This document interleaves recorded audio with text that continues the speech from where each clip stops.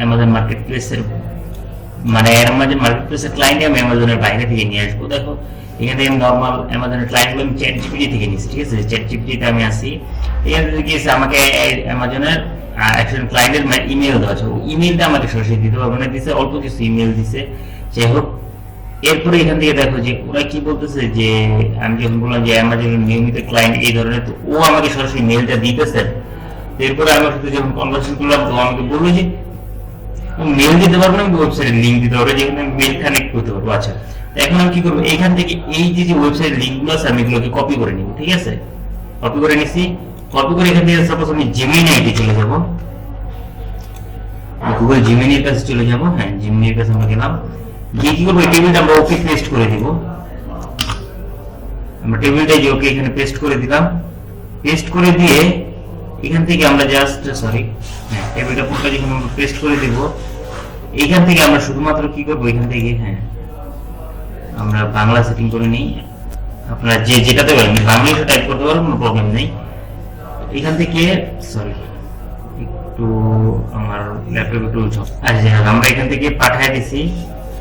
তো পাঠানোর পর এখন এখান থেকে আমরা কি করব, আচ্ছা অলরাইট আমি এখান থেকে কি হয়েছে যে আমি যে ইগুলো আছে সেটা দিয়ে দিচ্ছি। ও কি বললো, আমি কিছু টেকনিক্যাল ইস্যুর জন্য এটা দেখাতে পারতেছি না। এই যে এটা দেখো, আমি এখানে ফার্স্ট কিন্তু আমার যে ওয়েবসাইটগুলো ছিল সেগুলো দিছি। এইসব ওয়েবসাইটে যতগুলো মেল আছে এগুলো দেওয়া আছে।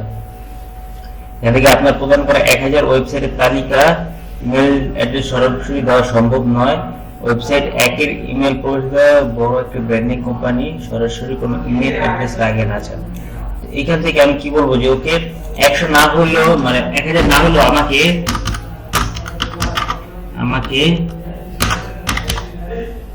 অন্তত 10টি মেল দাও। আচ্ছা, তো এখন কি হবে, যে ওইখান থেকে কি বলতে চাচ্ছে, আপনি মেলগুলো পেতে পারেন।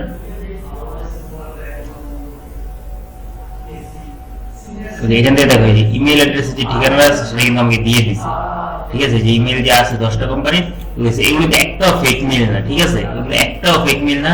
আমি জাস্ট যদি বলি আমাকে মেল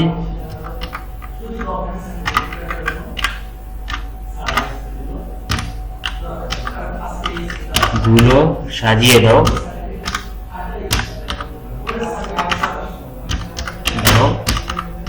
এক লাইনে, ঠিক আছে।